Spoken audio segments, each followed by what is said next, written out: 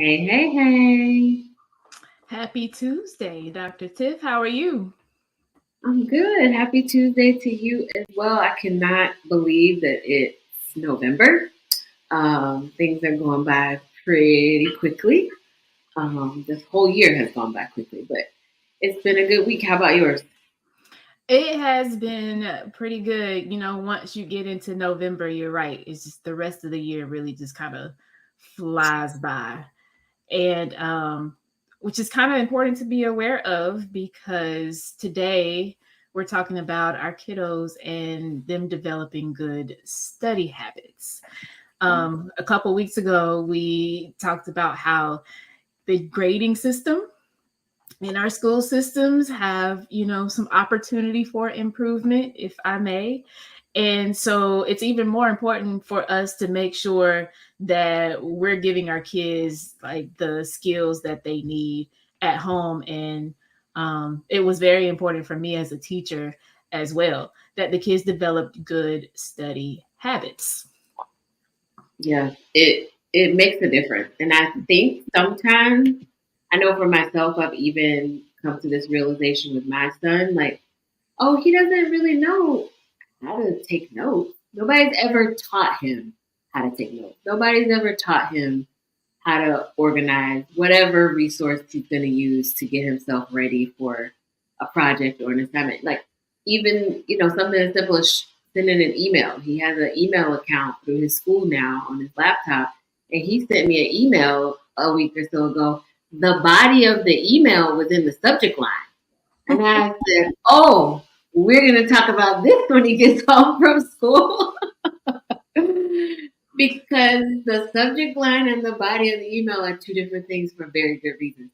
But nobody had ever shown him that. It's just we think these kids know things that we were taught, and as adults, we've known them for so long. We just feel like, oh, we just woke up one day and knew how to study for tests. We just woke up one day and had these good study habits when it was usually trial and error for ourselves. I know for me, as a young kid, like my son's age, like fourth or fifth grade, I'll confess to this. I watched a lot of cartoons as a kid, and Garfield said you can learn through osmosis. And you take the book and you put it under your pillow and you sleep, and all the information and knowledge will come into your brain so you're ready for the test. I advise against it because it doesn't work. You're not that alone, friend. I did the same thing. Okay. I tried the same thing. Not a book because I was like, I can't sleep on this. This don't make sense to me. But the paper with the information in it definitely got slipped under the pillow. Um, I was notorious for waiting till the last minute and just not being consistent with my studying. So I happen to be one who can kind of like just consume information pretty fast and remember it pretty well for like a certain amount of time. And so because I knew that, I started relying on that for like my tests and quizzes. And that definitely caught up with me. It didn't catch up until college, and I wish it had caught up sooner so I would have learned earlier. But once it hit in college, I had me a good cry about my first little C in one of my college classes, and I had to do things different. Yeah. So osmosis didn't work. I did learn down the road. So that was fourth and fifth grade. I learned probably like high school, college, that I need to write things out. I need to write it out on paper. In college, I started writing out information on the bathroom mirror with a dry erase marker. So if I write it, then when I'm taking the test, I can almost visualize where I wrote it, and then that helps me answer the question. So that writing it out is something that works for me. Have you ever like worked with your kids at all on getting them ready for a test? Oh gosh, all the time. I did more with the older one because you kind of can because they're the only one you're worried about at the time. Um, but when I remember a situation recently that I had with Matthew and his spelling words, he's in first grade, and it was like the night before. I had been gone away, so I'm back and I'm like, all right, let's see, you know these words. And he did not. And I was like, oh no, we got to get this tonight. So I'm thinking, like, what is the most efficient way to get this in? Now, usually I am a flashcard advocate, proponent, promoter, billboard marketing director. Like, flashcards are a lost art in, memorizing information, which is the foundation. So in this particular case, I was like, I don't have time for flashcards. We can't do that. What can I do? One thing that I've learned for me personally when I study and as a teacher is your brain needs to make connections. When a brain is able to make a connection between two things, it remembers those two things better.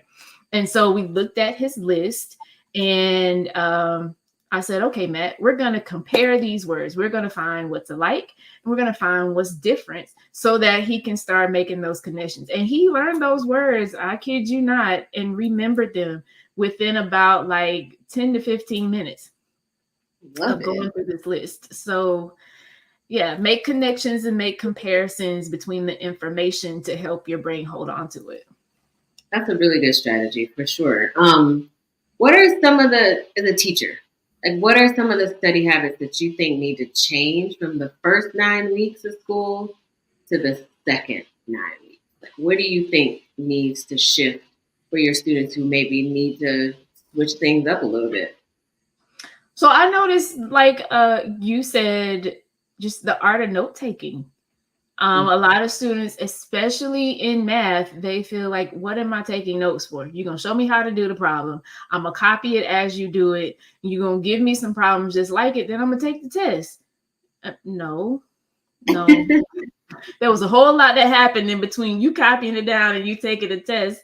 So, but you're right that we are not taking the time to actually teach good note-taking strategies and techniques, because just like with everything, this strategy might work for one kid, but it might be this other strategy that is better suited for this other child. For one of the things that just absolutely, if I may be Southern, burns my biscuit is is like kids actually knowing like how to write on a paper in an organized fashion. Kids are starting, first of all, on the back side of the paper. Like, they pull out a piece of paper and there's no awareness of this is the front or the back. I'm going to just start writing in blank space. They're in the middle of the paper or at the bottom when they write instead of the top left. And like, these things are important for sequence and for flow and for organization.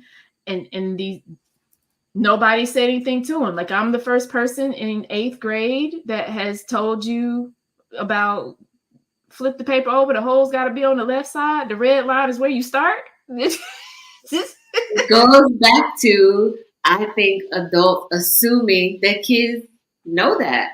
We were taught that, like handwriting, lining up on the margin. That was something that I learned in school. So the same way my son sent me the email with the body of it in the subject line, I got to go back and teach him, like, hey, that's not the way we do it.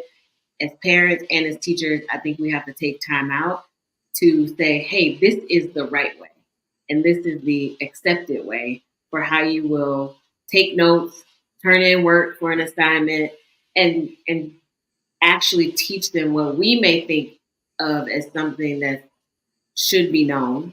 But how can they know it if they've never been given instructions on how to do it properly? That's right. Yeah. What else do you think needs to change in between the 9 weeks? I think some of those memorization techniques, I was always one that just tried to memorize stuff. I was a decent student in school, but I had to work hard for the B's that I got. Like, I couldn't, like you said, I could just study a little bit and then go ace the test. That is not my academic career story at all, at any level, whether it was grade school, college, master's degree. I work hard for my grades. And I know that I try to like memorize things, And we know like kids memorize stuff all the time, right? Things that they've made a connection with. Let's say a YouTube short, a song from that, some ridiculous um, saying from one of these YouTube videos that they watch. They can memorize that stuff. And so I know that some of the apps that I've seen, the developers are finding ways to gamify learning because they have made an assumption, and I think a correct one, that if they make memorization, getting information in the kids' head fun and engaging, like games, like YouTube short, then kids are more able to soak it in versus just the straight up, hey, this is the book, pages 1 through 8. This is what you need to know. Go figure it out. They're learning to gamify things, and I think the apps don't always understand that kids, they may get the concept and memorize an answer, but how do we arrive at that answer, the process that got to the answer, that's what they're not really understanding. And so then they can memorize it, do well on the test, make the good grade, like we talked about a couple of weeks ago. But then that information is either, gone right after, or they've never really understood how that answer was arrived to. And the how is pretty important. I imagine, like in math, for you, the how is important, right? The how is everything. Like, so I mean, let's talk foundational level, multiplication facts. So I remember Matt coming home from like, I want to say it was pre-K. It may have been kindergarten, but I really want to say it was in pre-K. And he came home and he was like, Mom, I know what 3 times 3 is. I'm like, no, you don't. What are you talking about? He's like, yes, I do. It's 9. And I said, how you know that is 9? My teacher told me. And like at that point, I was like, oh, okay. All right. So the teacher, they're talking or whatever. Some kind of way he heard the teacher say 3 times 3 is 9. And I'm sitting here thinking, like, you ain't got no idea what that means. And in most cases, most kids don't. On this particular day, Matt says, yeah.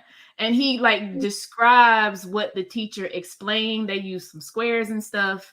And so he actually understood, but it just made me think about how often memorizing multiplication facts is a big thing in elementary school for math. It is a foundation that sets the stage for division and all kinds of other things.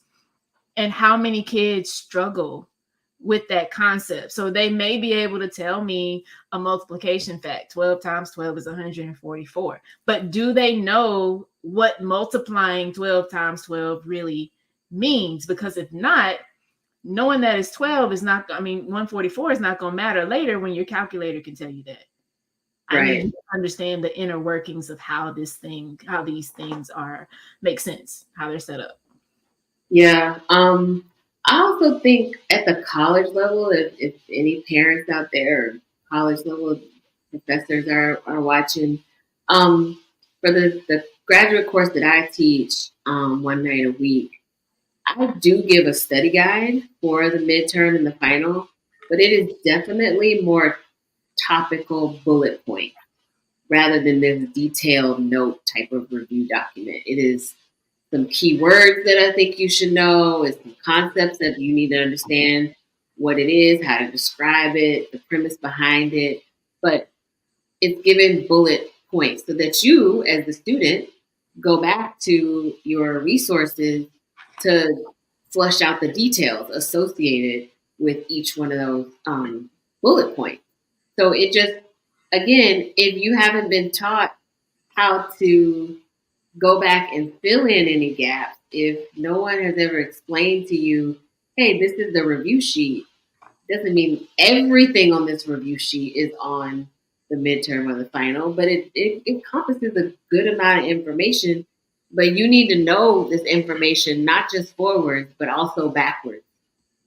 to be able to describe things too. And I think that goes to the point you were just making, the how, the why behind the answer that you're selecting.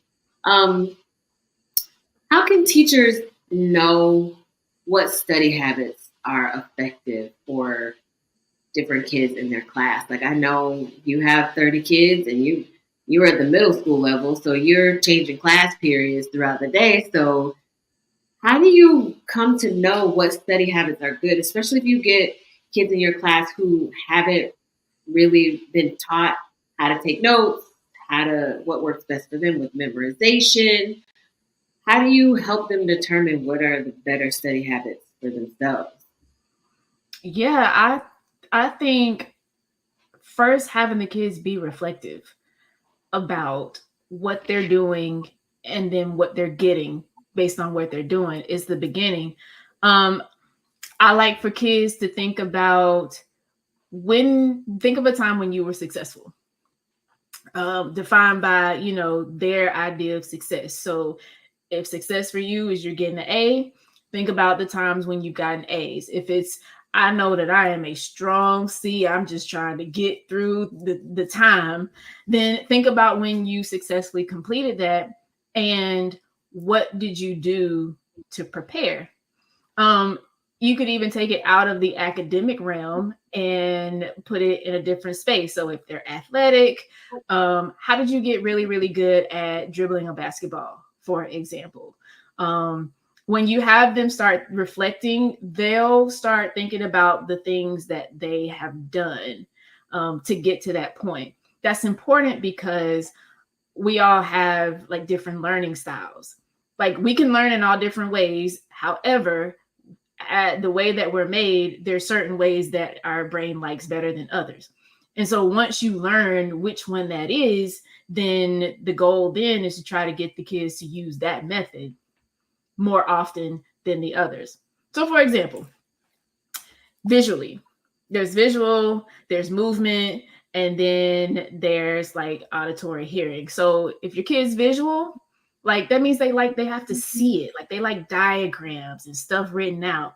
So as a teacher, I teach them how to create their own diagrams. Because another important part is they have to be responsible for themselves and not depend on somebody else. Right. If they like to move, then when they're studying, I make these suggestions to my students and my clients. When you're studying, find something to fidget with. Or if you're at home in a space, walk around while you are studying, like put movement in your body. Another thing is if you like to read stuff, you got to see it written out. Then that means you student need to write it out so that you help your brain like intake the information because that's the way your brain likes it. Yeah, those are really, really good ways to not only figure out how your student studies best, what habit, which way they study best, but also then showing them ways to enact that. Like, how do I put this in motion? What do I need to do? So I study really well visually. Okay, these are ways that you can study visually to help you retain the information. I'm very much a visual learner. When you said draw diagrams, like that just made me feel all warm and fuzzy on the inside. I like a good chart diagram. Like my brain can take a picture of that, and that can help me out in the moment for sure. So I think it's key to not impose the way that you study best onto your student or your child, but ask them to think about how do they remember things. I don't know that I would use the word like, how do you study best? They're going to be like, I don't know, for the most part. I think you could ask the question like, what do you do to help you remember things? How do you remember stuff that you want to know later on? What do? You write it down? Do you just think about it a lot? Do you make up a song about it? I remember I needed to remember the presidents of the United States for midterm in high school. That was the midterm. Memorize the presidents for my U.S. history class. And I made a song out of all the names of the presidents. That's how I remembered all of them. So knowing how you remember things best is, I think, a good question to ask. But I know today in today's world, I feel like kids lack a certain level of perseverance to push through and learn something that they're not really interested in knowing. And unfortunately, from kindergarten through 12th grade, they are going to encounter many, many instances where they are going to be asked to learn something they are not interested in. And I feel like they lack that, just the push through, that push through energy. Like, okay, I'm not really wanting to do this, but it's something that I need to do, and let me just push through and do it. And I feel like that it requires. I think that prompts teachers to try and create engaging content and material. You might see teachers on TikTok with their class, and they're singing with them to help them remember, or they're doing some cool rap to help them remember something, or just some way to keep it engaging. But I guess my question is, does that promote perseverance in kids? Because not everybody's gonna make up a song about something you should know, but you're not interested in knowing. I have not made up any songs. Now, you learn this fast. I'm just gonna learn. You gonna learn today, okay?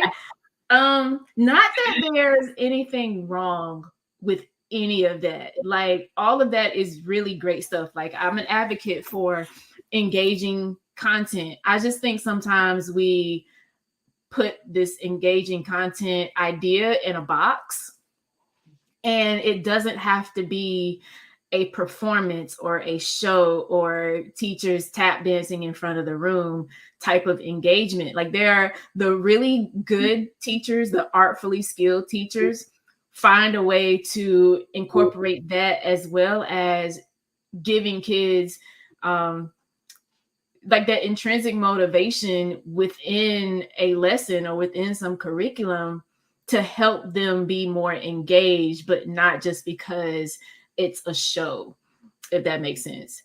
I don't think that kids learn how to persevere if you're always trying to entertain them. I think there's a difference between entertainment and engagement. And so in the entertainment space, as soon as the entertainment is done, okay, my attention is done, I'm checked out. Just, thinking from an adult perspective as well. I watched the show, I was entertained by the show is over, and so is my attention. On to something else. Versus engaging content forces kids to really become curious and inquisitive and ask questions. And that's when your brain is highly engaged, when it's asking questions. So no, if all you're doing is entertaining the kids, then that is not promoting like perseverance in those kids. You want them to be curious so that they can continue with their learning.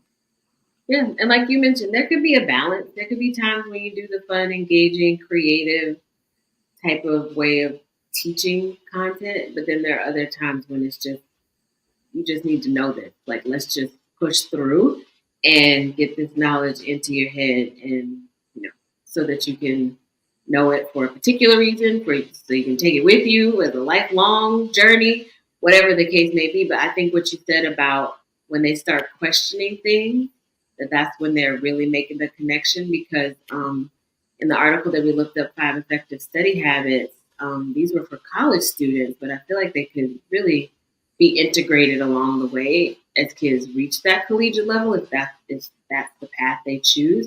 But the first strategy was ask why.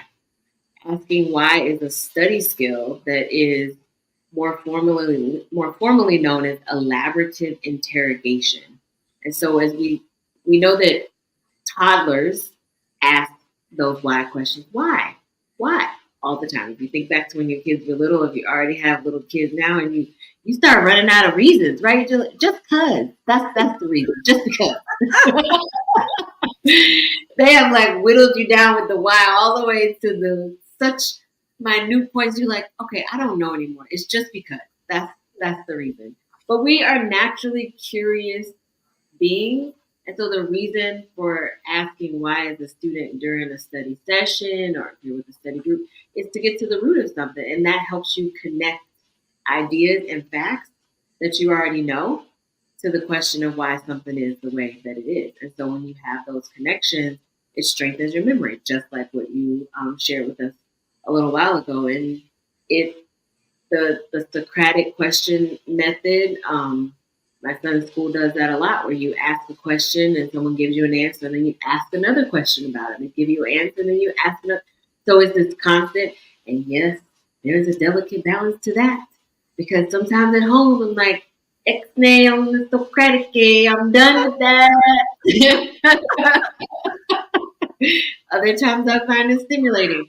But asking why helps make the connection. And so if you can help your students learn that skill early on, help your children, if you're studying with them at home, learn that skill early on versus just memorize it. Of course, there are times when you just need to know. Like, okay, this is a moment where you need to know the names of the bones in your body if you're taking anatomy. Like, you just got to know it. Right. But there are other times when asking why can really help them connect to the information in a deeper way, which helps the learning sustain and not just disappear after the test has been taken or the project or assignment has been done. What was another strategy from the article, Val? So I really, really like this one, which is take breaks. Because I feel like in our society, what's promoted is the grind mentality. You just keep pushing and pushing, and we're not set up to just keep pushing. Like, everything ain't supposed to be hard. Like, should be some grace and some ease about some stuff. And studying can be one of them. There's a point when it becomes counterproductive to continue to push through. You'll end up just like forgetting everything versus retaining anything at all. So, and it's okay. I just want like students to know, if there are any students listening to us, because some of my students have before. So if y'all are catching this episode, hey, and it's okay to take breaks while you're studying. Just be intentional about the break and about getting back to, the studying that you need to do to prepare yourself. Yeah, definitely a good one. Another one, we talked about note taking, the importance of that. Another one was any practice tests that your kids can take. I know, especially as they get in the upper grades, you can have practice tests for some of those big assessments. Like if you're studying for the PSAT, that's the practice SAT test. You can practice for those as well. If parents, you see the information that your child needs to know for a test, at this point, we can ask AI anything, and it can generate some questions for us so that they can have a kind of a practice test at home. Of course, you won't know exactly what the teacher's planning for the test, but at least this will give them a good chance to demonstrate what they know and then go back and fill in any gaps in their knowledge with more studying. And the last one was self-explanation, which was a skill where as you're reading through information, you take pauses to explain to yourself what you just read. So you're taking what you read and you are almost paraphrasing it. So it's just making sure that you just aren't reading the words to get through them, but you're actually absorbing the information. So if you work and remember things best in studying through writing out, you read what the information is and then write it out in your own words so that you aren't stuck trying to memorize someone else's words, that you are actually embodying the information, and then you can, spit it back out in your own words and still answering the question. I feel like some parents might be thinking, well, how do I do this like at home? Elementary, that's my wheelhouse. I say designate a study area. It doesn't have to be a whole room dedicated to the kid. It just needs to be a quiet space that has minimal distraction. You have multiple kids, just make the study space face a door or face a wall so then they're not seeing all that is going on in the house, even if it can't be quiet in there. Give some study materials, go to Dollar General, get some index cards, some line paper, pencils, and ask them questions about what they've studied. Once they say that they're done, ask them questions about it so that you can see if they can give that almost self-explanation again to you, telling you what they've learned in their own their own words. What about you for the older kids, Val? I really think for all of them, because I'll go back to the example that I did with my son Matthew in the first grade. And to be honest, like little kids compare stuff all the time anyway, kind of naturally. But to do it intentionally is to have them find what's the same and find what's different. And what this type of study strategy can do, or what it does, is that it takes their kids to a higher level of knowing, of comprehension. There's a whole scale of, we call them depth of knowledge levels. Ooh. But it's there's the basic is memorization. It's, can I just recall the bones of the body and their names, kind of knowing. So this one takes it up a step so that those connections are being made. And parents, you don't have to know the answers to the questions that you're asking. The whole point is, can the kid make the connections? And when they give you their response, you will know if they know what they're talking about or not. You really will. And you might learn something in the process. I think that's so important to say too. Like, you don't have to know the answers to what your kids are studying. You're not in the 7th grade anymore. You're not in the 4th grade. You might know the information at a high level, but to be able to go in there and take the test right now, no, you don't have to know it to that level, but you can ask them thought-provoking questions to help them go dig a little bit further.